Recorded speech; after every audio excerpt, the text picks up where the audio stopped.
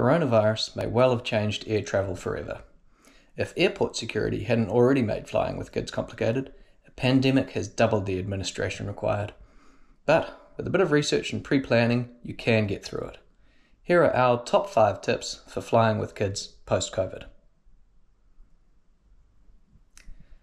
Check, double check, and then triple check the rules. And don't assume anything. You need to check the airport rules, the airline rules, the destination rules, and also any stopover or transit location rules. They are not all the same. Some will require things that others don't, including tests at different ages. We almost missed a series of 3 flights because we hadn't seen the correct rules for a short refueling stop. Make sure you check the official airport or government website for the current requirements. The rules change constantly and blogs will be quickly out of date. If you don't know which government website to check for the country you're going to, see if you can ask someone who lives there. They'll point you in the right direction.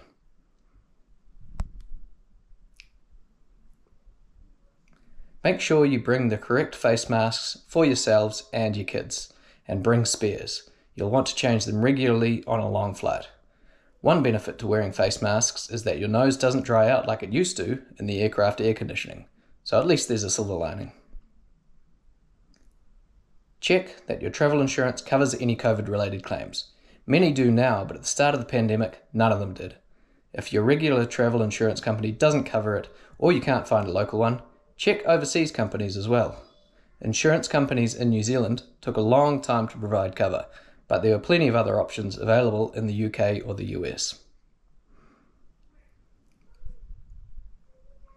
Carry your own sanitizing wipes and wipe down your area first.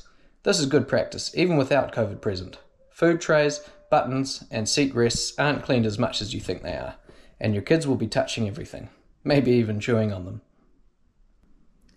Allow as much flexibility as possible in your plans. This means giving yourselves plenty of time at the airport before boarding. This saved us once when we realised we needed to get an extra test at the airport. We thought we had plenty of time, but with that hiccup, we only just made the flight.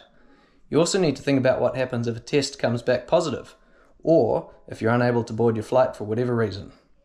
Are you able to isolate somewhere? Do you have flexibility with your accommodation? At your departure point and your destination? Always have a backup plan. Yes, it's complicated, but don't be put off by it. If the destination is worth going to, it's worth the trouble.